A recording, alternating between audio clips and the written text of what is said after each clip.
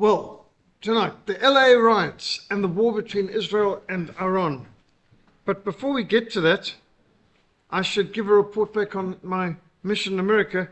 My first stop was World Missionary Press. Now, they produce 10 million gospel booklets a month on average, but I think they were on track for 12 million this last month. Now, most of their work is actually done by volunteers who come in, often homeschoolers like this family, who come and help them assemble and pack and bind everything together. Well, on one particular afternoon I was there, Wednesday, they had no volunteers to help their staff. So I volunteered to go and help at binding and learned a lot about how it's prepared before it comes to us.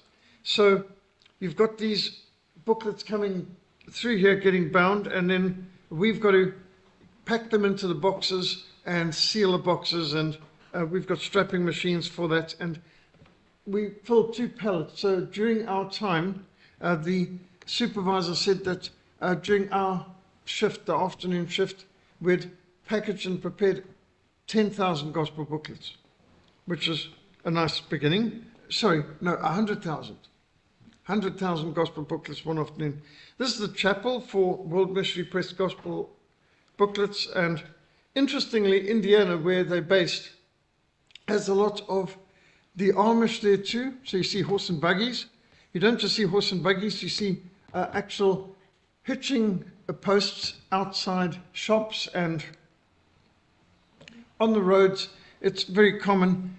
Many of the places there are all organized.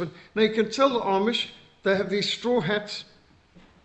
The men like the blue shirts in particular, and the ladies all have the kappies or bonnets, and they seem to like blues and purple and red dresses. And it's very common seeing the people riding down the road with their buggies and conservative clothes. But these are Amish, and you can see all the men will have beards. And when they're going to church, the boys will have white shirts and black suits, but they will not wear ties. Ties are streng verboten under geen omstandighede. Don't even think about it. Now this you may think are the Amish, but no, these are the old German brethren. And old German brethren look very similar to the Amish, and they also have the same principles of all ladies wear dresses and they wear kappies or bonnets at all times. This isn't just for church. They wear these bonnets all day, every day. And in the church, they sing without musical accompaniment. The men on one side, the women on the other. And the children stay within it. Now, again, you may think this is Amish, but these would be, in fact, the old German brethren. I think the Amish get most of the media coverage, but the old German brethren are also pretty serious about their standards. Large families. When you get to the shops, hitching posts for the horses is, of course, key. And if you've got some very nice shop owners, they'll probably put out bags of hay and oats and some buckets of water too for them to drink from. And you can see the fellowship afterwards is always very strong. These are very strong families. And what struck me is just how healthy the young people are. They look healthy, and of course you won't see anything resembling body piercing tattoos. You won't see anything resembling jewelry even, or makeup for that matter. And people are very, what they call plain. Now, after Indiana, I went off to Washington, D.C. My main host was Jack Stagman, standing in the middle front here. Jack Stagman is one of the founders of the ACDP. He's a naturalized American citizen now too, but he still retains his great interest in South Africa and has organized a lot of different movements in America, such as the First Landings, 1607, which looks at the commitment that the original settlers in America made to evangelizing North America, taking the gospel throughout the whole of the continent, very similar to the vision that Jan van Riebeeck prayed over when he arrived in Cape Town, 1652. So he managed to get Donald Trump to actually sign a proclamation recognizing the commitment of the first settlers in America, 1607, who prayed for the whole of North Africa to be evangelized and discipled and to be the honor of the Lord, expressly mentioning the Great Commission. And This is at the White House where they managed to get a signed declaration from President Trump. Now, from Washington, D.C., and I spent a lot of time there speaking to people on a wide range of importance, links to the State Department, to the White House, an admiral, general, a whole lot of key officials. Well, when I got to Florida, my first Saturday was spent joining the Save America, or Rescue America it's called, and they had a demonstration against an abortion clinic. Now this may look like a humble home, but it's actually it's a center of Orlando for women. It sounds fairly innocuous, but this is an abortion clinic. And sidewalk counseling is a key part of what one does there. So I joined these folks at the clinic to make a stand for life. Interestingly, while we all know about the Roe v. Wade victory from a few years ago, what was 2022, they managed to actually get rid of abortion nationally. But what that did was that threw the legislation back to the states, because Roe v. Wade was the US Supreme Court forbidding local states to make laws restricting abortion. Now that's removed, so the battle's back to local states. Now in Florida, which is a pretty conservative state, and you know they've got Ron DeSantis as governor, what they've done is they have made what they call a heartbeat law. The moment a baby's heartbeat can be detected, which is 6 weeks, abortion becomes illegal. And so any abortion over 6 weeks is a crime and will be prosecuted. But that means they can still kill babies under 6 weeks. It's at 6 weeks that a heartbeat can be detected. Now, I think we all agree life begins at conception, not at a heartbeat. But that's the law they could pass. So in Florida, that's the battle now. They're under 6 weeks, which is better than many other parts of the states. Some states like New York, you can kill a baby for any reason right up to full term. So that's where the battle is now. So I had different meetings, church services as well, but this is now in Tallahassee on this particular occasion. Had almost every night I had some home fellowship or church meeting, putting up literature tables, signing people up. This is Freedom Baptist Church in Georgia. So some of the families I stayed with are quite large. There's one homeschooling family. Of course, they've got to be homeschooling families. When you've got a family that large, you can't even think about the cost of schools. And they've all got duties, and they've got farms, and they've got goats to milk and all sorts of things. Virtually everything in the home is grown in their garden, and everybody there knows skills. And this is just one of the people, Jason Storms, a pastor. He's got the American Reformed Church, Reformation America Church, I think it is. And so he posted this afterwards, meeting with us. So you can listen to the audios of the radio interviews, TV interviews, and podcasts that I had there, and sermons given, presentations given. They're all getting uploaded by Charles and by Vaughan onto our video and audio gallery. So just go onto the website and you'll be able to hear and see the presentations I was giving, the kind of questions I was being asked. Now, on to the Los Angeles riots and the war between Israel and Iran. Before I left America, Los Angeles was exploding into riots, and we've seen this before. But on this occasion, it's protest against ICE. ICE is the IC, they're the immigration control enforcement, and they've been deporting illegal aliens. People who've been there without any permission, didn't come through the borders legally, and they're deporting these folks, many of whom are actually criminals. Many have committed heinous crimes, and for some reason, a whole lot of Americans decided to join in protests in 50 cities, but it started in Los Angeles, to riot and protest against being expelled from the country. Now, I think it's kind of funny that you've got people flying a flag of Mexico in this occasion, saying, don't send us back to Mexico. So Mexico's our home, we're flying the flag in America, but we don't want to go to the country whose flag we're flying. There have been cases in California where at national soccer matches, when the American national anthem is being sung. The crowd in the stands are booing the American anthem. They're in America and they're booing the national anthem. And they're flying the flag of Mexico or Colombia or Venezuela in different cases. And they are booing the American team. So you can understand why some Americans have had enough and decided, adios, out you go, back home. So the local police were being overwhelmed. You'll notice the local police are playing paintball. They've been given paintball dispensers and so on to go out and deal with the rioters.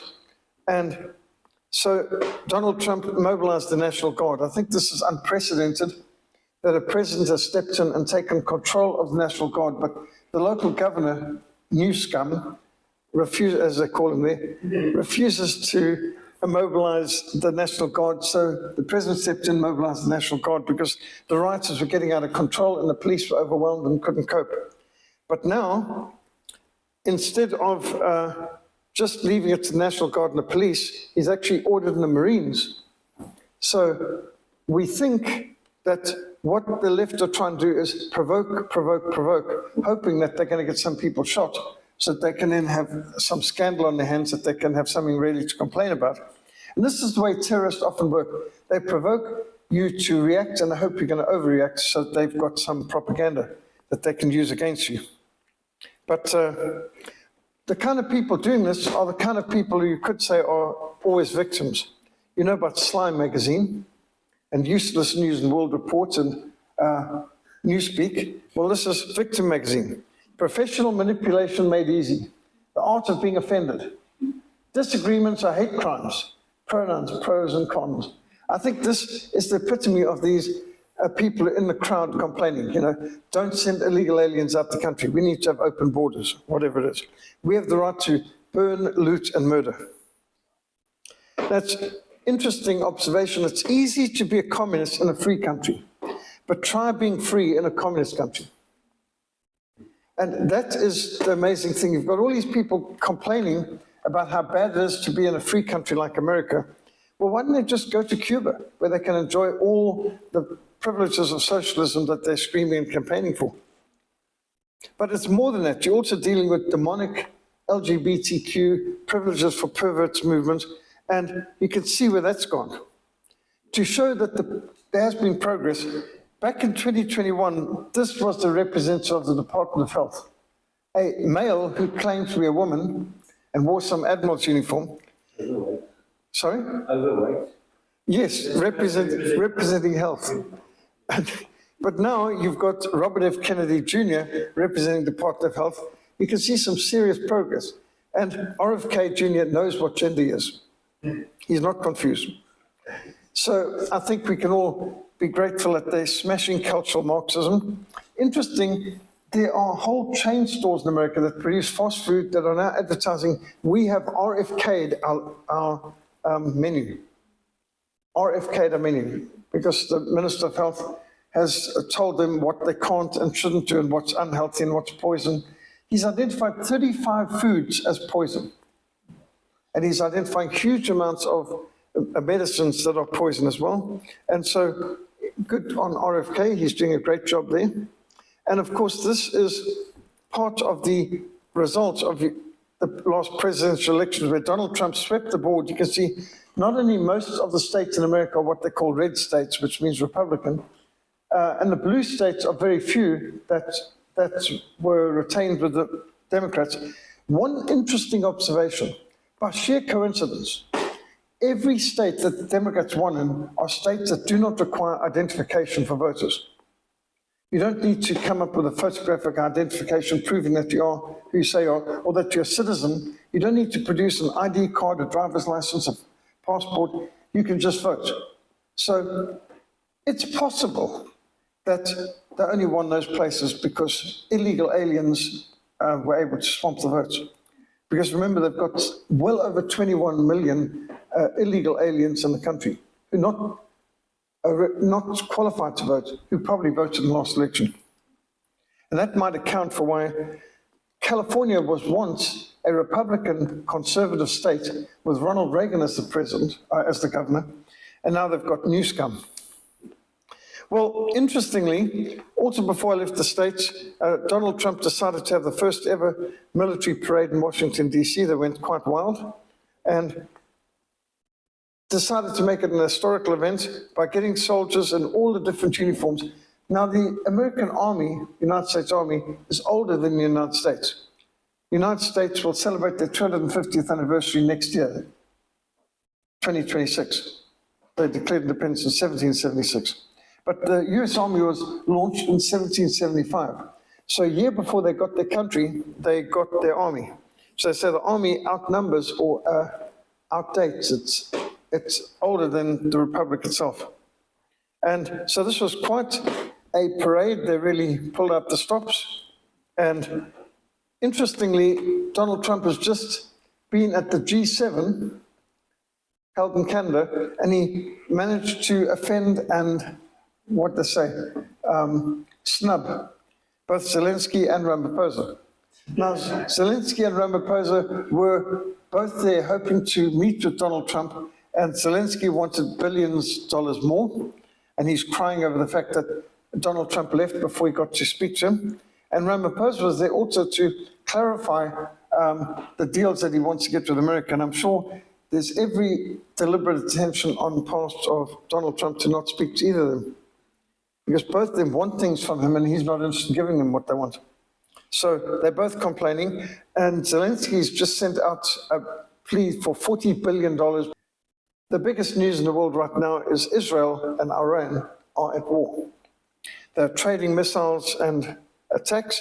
It started 6 days ago with Israel's Air Force going into Iran and doing what they called a preemptive strike. Now, if Russia did this in Ukraine, that would be called an unprovoked attack. But if Israel does it, it's preemptive strike. So they hit nuclear facilities and some other places inside Iran. And Iran predictably responded with anger, hostility, outrage, and started to shoot missiles back into Israel. So the Iron Dome in Israel, which tries to intercept these incoming missiles, has been super busy.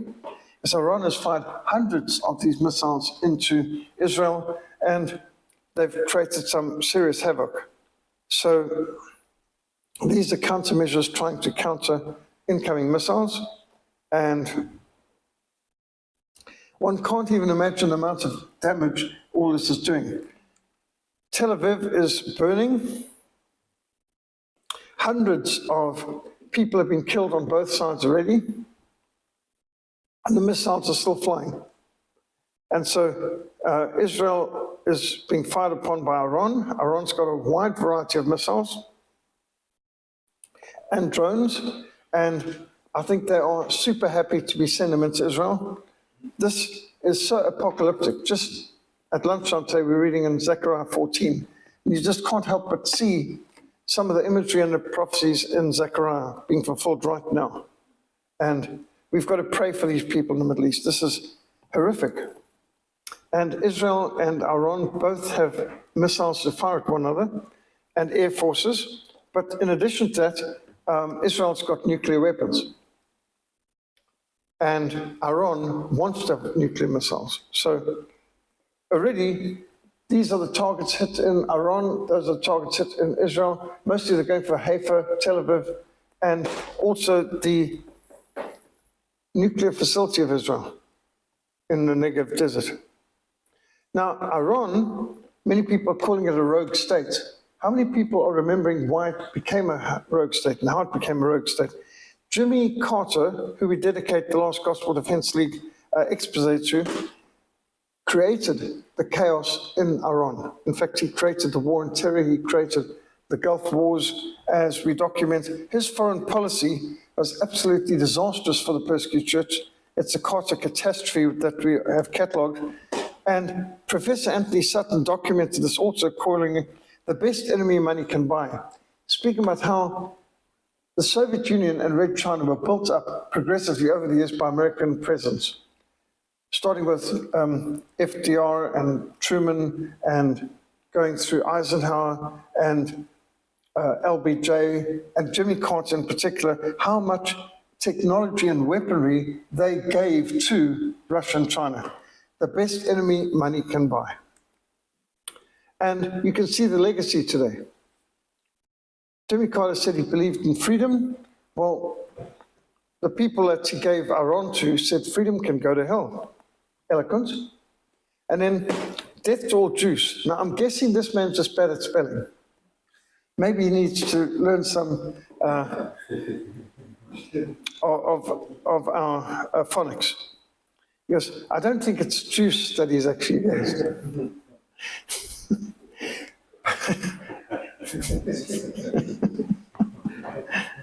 Yeah.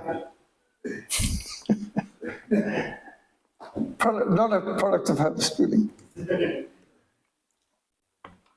So Israel and Iran are not that far from one another. There are a few countries in between, but they've been destabilized too.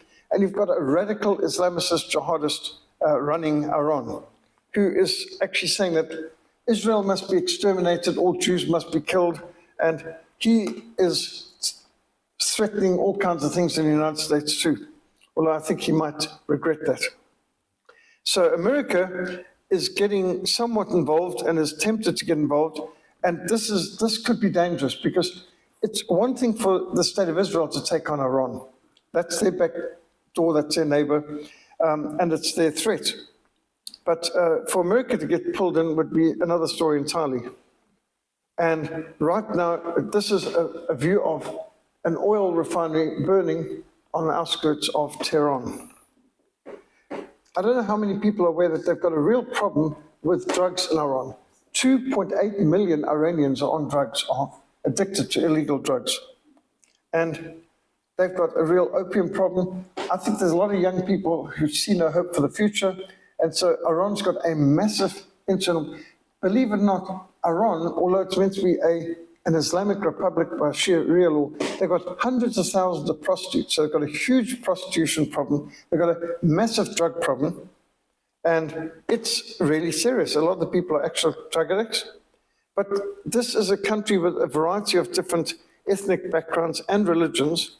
Of course, Muslims are the majority, but you've also got Christians. The Christians are a small minority, but it's growing. Right now, Operation World calculates that there's about 3 million Christians in Iran. I mean, that may surprise you. For example, back in 1979, when the Ayatollah Khomeini was given control of Iran and the Shah was betrayed, there were 500 believers from a Muslim background in Iran. It didn't take long for it to grow up to 300,000, and now it's over 3 million. And the reason for this is that Islam is so radical and the Sharia law is so harsh that especially the young people are turning away from Islam and they are rebelling. You might have noticed a few years ago they had big demonstrations against hijab, women being forced to wear this tent, this big dark tent that they had to wear themselves, even with the gauze over their eyes, so you couldn't even see their eyes. And the protests are huge. Now, there have always been some Christians in Iran, but that they would mostly be the Assyrians and the Armenians, which is allowed. But by definition, if you are Persian or speak Farsi, you must be a Muslim. And so a Persian or Farsi-speaking Iranian is considered an apostate worthy of death if he is a Christian. So while they leave the Armenian and Assyrian Christians alone, they're traditionally Christian. They were Christians long before Islam came to Iran. So they left alone. But the Baha'is, who are considered a cult and a sect by Sharia law, they are sentenced to death, and the Persians who convert to Christianity also. So the situation is pretty different. There's a variety of different language groups, including the Kurds in the northeast. There are Armenians, there are Syrians. There's a variety of ethnic groups. Obviously, there would be Arabs. Most of the people there are not Arabs, but they're Persian. Persian is the pink. You can see the Kurds are the brown at the edges, and there's a bunch of other tribes. It's worthwhile mentioning that the Kurds should be a land of their own. In the Bible, you read of Darius the Mede. The Medes were what today we call the Kurds. So at one time, the Medo-Persian Empire dominated the world. If Kurdistan was a country of its own today, it would be going over a large part of Turkey, part of Syria, Iraq, and Iran. And unfortunately, the Kurds have been denied their own country, and for this, one's got to blame Sir Winston Churchill, who was the Secretary of the Colonies who drew the map to ignore the Kurds' national identity, and that was organized from 1919, from the Versailles Treaty onwards, as they carved up the Ottoman Turkish Empire. And so the Kurds have a lot of reason to complain, and they've been oppressed by the Turks, the Syrians, the Iraqis, and the Iranians. Now, in the Middle East, they've been building up a battle for a long time, and this battle is coming. I mean, some people think Armageddon's ahead. We've got countries in the Middle East who've got massive amounts of tanks and armored cars, and you can see the Middle East capabilities. Saudi Arabia is huge. Egypt's massive. Iran has got a huge army. Iraq did have, but that got flattened and disbanded. And then you've got other countries like Qatar and UAE, United Arab Emirates, Bahrain, Lebanon are outside of the map that you've got here because the armies are so massive. So all of this could go up in a powder keg. This could be a tinderbox for a third world war, literally. Interestingly, America's got Diego Garcia. This is an island in the Atlantic. Now, this is one of the benefits that America got out of Britain during the Second World War. So when Britain wanted money, weapons, all kinds of armaments from the United States, FDR didn't give them a thing free. They loaned it to them. And one of the requirements was Britain had to give America all kinds of bases and islands all over the world. And one of them is this very strategic island in the middle of the Indian Ocean. And it's one huge big airstrip. It's a massive air base. They've got everything from B-52 bombers down to B-2 stealth bombers, and all the refueling in-flight capabilities too. This Diego Garcia, it might have been a British island, but it's now a US military base in perpetuity. They think that this should be out of range of the furthest ranged Iranian missile. This seems to think that they are within range, but certainly Iran is within range of Diego Garcia. These B-2 bombers, these are the stealth bombers. The Americans have moved a lot of them to Diego Garcia, something like half of all their assets. They've got about 19 B-2 stealth bombers. This is high technology, can't be detected by the enemy radar. They've put 9 of them on Diego Garcia, which means these stealth bombers can bomb Iran and return without even refueling in the air. They've got that range and capability. So America's put them there either as a threat or as a preparation for war. And they've put 2 aircraft carrier groups in the Indian Ocean close to Iran, and a 3rd carrier group's on the way. Now, these carrier groups are massive. There are more aircraft on this aircraft carrier than most countries in the world have in the entire Air Force. They've got more personnel on this one ship than most countries have in the entire Navy. I was going to say South Africa, but that doesn't mean much because I don't think we've got any planes that fly at all right now. But this is a Nimitz-class aircraft carrier. There are 2 of them there already, and the 3rd one's on the way. This is a huge amount of striking power. They have the ability to devastate Iran if these are mobilized. And the United States have got Diego Garcia, 3 carrier groups converging on Iran. Iran could be in serious trouble. So somebody suggested, consider this. America tends to have a naval ship sunk to start almost any war. So remember the Maine? The USS Maine was a battleship America that was visiting Havana Harbor in 1898. It got blown up. All the evidence was it was blown up from the inside. It was blamed on a Cuban, on a Spanish torpedo. America launched the war, the Spanish-American War in 1898 on the basis of the US Maine being blown up, which later turned out to be an own goal, false flag, used to justify America taking the Philippines, Cuba, and a whole bunch of other places like Puerto Rico and so on, and sinking the Spanish Navy in the Pacific.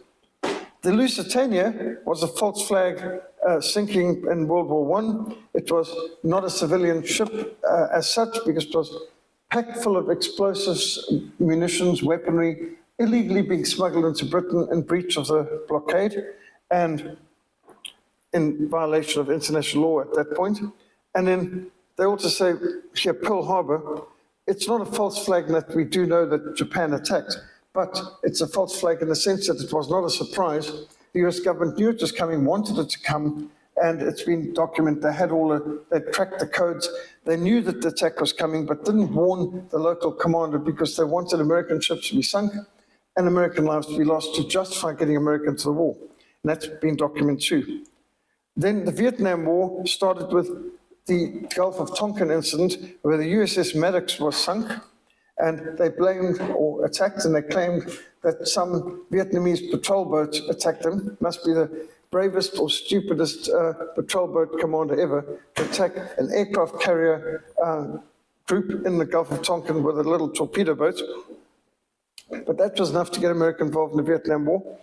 And then the USS Liberty was a false flag attack during the Six-Day War to try to get America into that war to destroy Egypt. And so now you've got the USS Nimitz, which is 50 years old, scheduled for decommissioning, currently en route from the Pacific to the Arabian Gulf. What if that was sunk in a false flag attack that could be blamed on Iran, that could justify America getting into the war? I don't know if this is true. This is just one suggestion somebody is coming up with, that here's an almost expired carrier that could be sacrificed in order to justify America's involvement in the war. Bear in mind, there are 3 million Christians in Iran, and we should be praying for the persecuted church because they are suffering. And every year, on the second Sunday in November, we remember the International Day of Prayer for the Persecuted, IDOP. Now, bear in mind, there are quite a few countries that have been ruined by American interventionism. Just think of Syria, which before US democracy looked quite good, and since it doesn't look very good at all. And this is what happened to Syria, one of the most stable, peaceful, prosperous countries in the Middle East, with the greatest religious freedom for Christians, Syria. Before they handed over. Now, you can also think USAID at work, Ukraine before and after the American staged coup in 2014, Syria, Libya. So international interventionism often makes a bad situation much worse. Before Barack Hussein Obama, we had no ISIS, no BLM, we didn't have Antifa, and there was no war on cops. And it's documented now by Elon Musk's Doge that USAID funded ISIS and BLM and Antifa.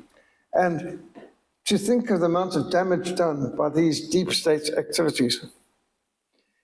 Also to be borne in mind is China has a master plan to destroy America, written by a Chinese colonel speaking about unrestricted warfare or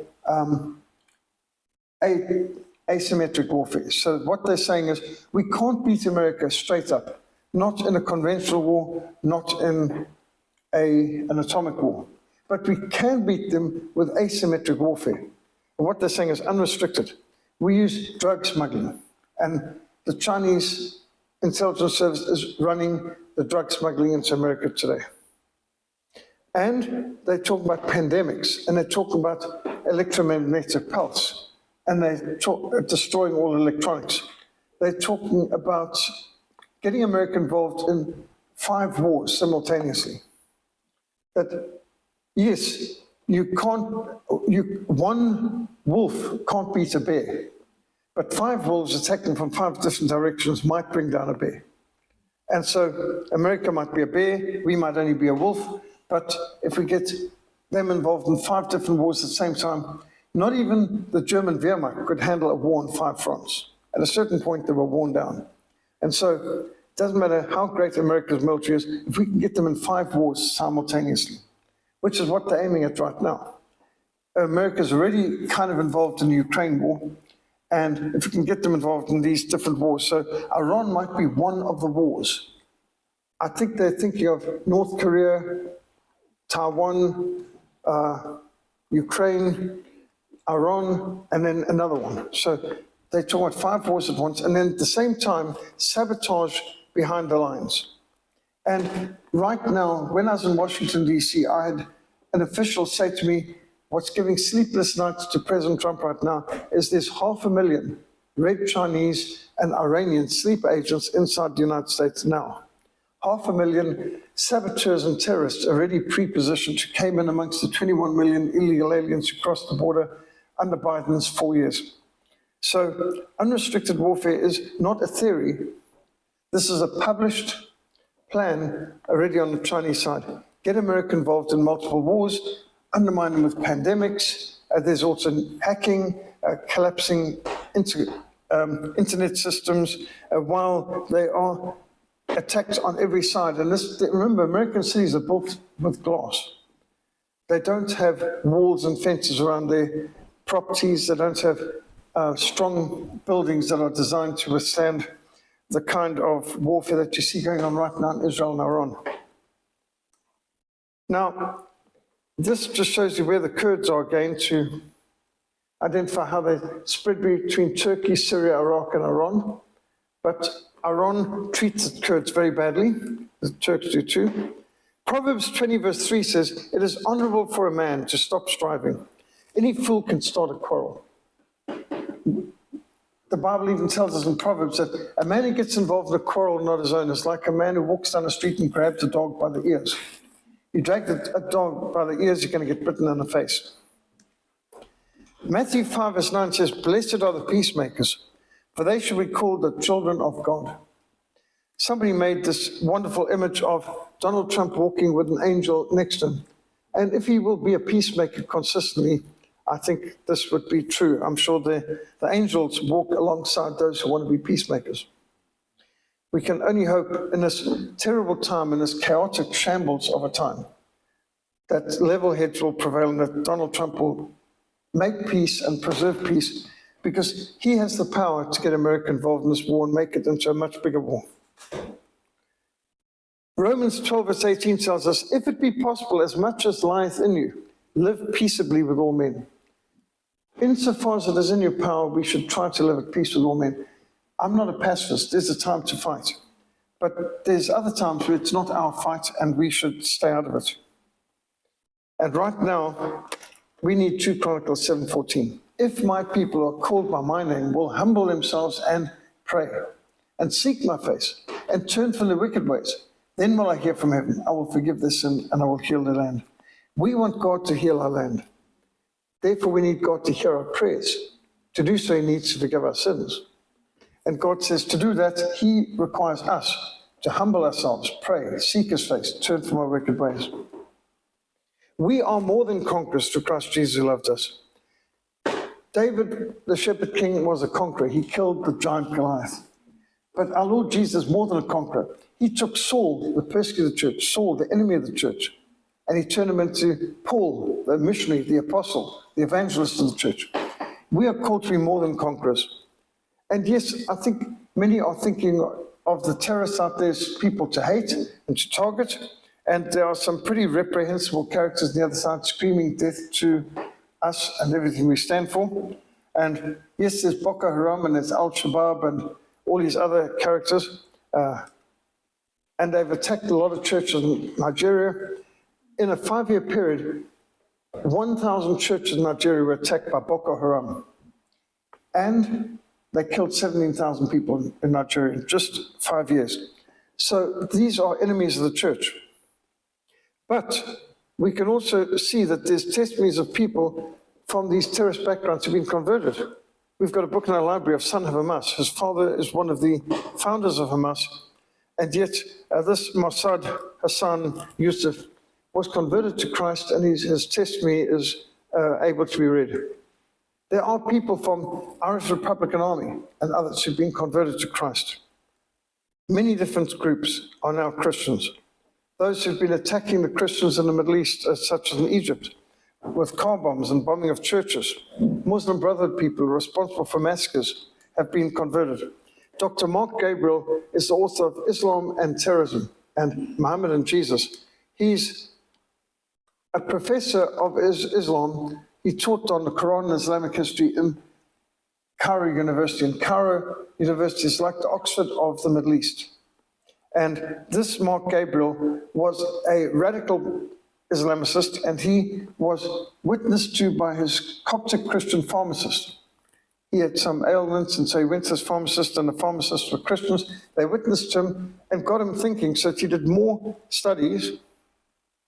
And in comparing Muhammad and Jesus, he saw Jesus greater, and he pointed out, do you know the Quran only mentions Muhammad 4 times? But the Quran mentions Nabi Isa, the prophet Jesus, 90 times. And he came to the conclusion Jesus is greater than Muhammad. He came to the conclusion the Bible is more truthful than the Quran. And he ultimately was converted to Christ. Mark Gabriel is now a missionary, a minister, living in Canada, and he's writing these books. So his book, Jesus and Muhammad, is quite devastating, because when you compare Jesus and Muhammad, it's not a fair fight. You put them in the scales, the scale of Jesus is going to hit the ground very quickly, and the scale of Muhammad is going to be way up there, because weighed in the balances, found wanting.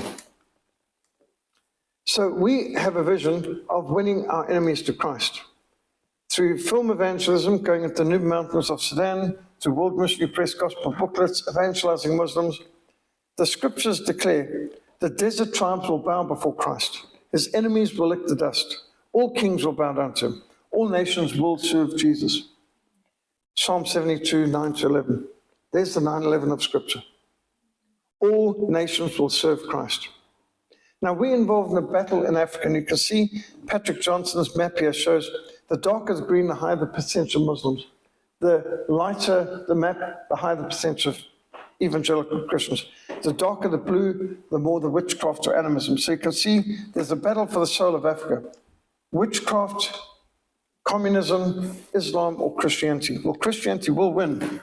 Right now, we are on track for Africa becoming the most Christian continent in the world. We have 680 million people in Africa who call themselves Christians right now. And that's going to double in the next 25 years. By 2050, in just 25 years, the number of Christians in Africa is going to be 1.2 billion.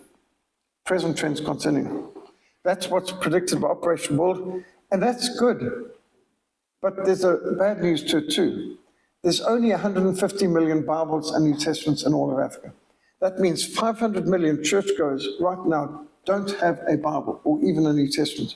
In the Congo, 70% of pastors only have a New Testament, not a full Bible. The greatest needs in Africa are more Bibles and more Bible teaching, which of course is the main focus of our mission. And so our vision is to win our enemies to Christ, to evangelize enemies. We need tracts for terrorists. We need the gospel for guerrillas. We need real freedom for freedom fighters. We need Muslims to be won to the Messiah. We have to have redemption for revolutionaries. And so this has to be an important emphasis of ours, to evangelize enemies. And so we've got to understand Islam, and we must evangelize Muslims. Which is why I wrote the book Slavery, Terrorism, Islam, the Historical Roots and Contemporary Threat, which includes our Muslim evangelism workshop material. We need to be praying for the Muslim world. Right now, we are in a dire situation. And on this map, can you see the 1040 window? The 10th degree latitude Northern Hemisphere and the 40th degree latitude Northern Hemisphere forms what we in missions call the 1040 window. That is missionary shorthand for the most needy, neglected mission fields on earth. Across North Africa and the Middle East, through South Central Asia, from the Atlantic to the Indian Ocean, in that 1040 window, you have most of the population of the world, 4 billion people. Most non-Christians in the world are in the 1040 window. The most needy mission fields on earth are in the 1040 window. The greatest persecution of the church, the worst terrorism, all in the 1040 window. The least amount of missionaries. You have less than 3,000 missionaries dedicated to reaching 2 billion Muslims. It's not enough. We need a far greater emphasis on the Muslim world, far greater knowledge of Islam, and far more evangelists and gospel literature aimed at reaching Muslims. Instead of thinking, let's bomb them, we should be thinking of, let's bombard them with prayer and with Bibles. Instead of sending in the missionary, instead of sending in the Marines, I'd say send in the missionaries. We can do far more to stabilize the situation. There is no way there's a political or military solution to this crisis in the Middle East. I can't think of any political or military solution. There's only a spiritual solution because the problem is primarily spiritual. The birthplace of the Christian church, the Middle East, is where you've got most of the problems in the world today. Because the church is doing the least amount of work in those areas. We have the least amount of churches and we've got the most amount of persecution in the Middle East. This is time for the church to get serious about fulfilling the Great Commission in the Middle East.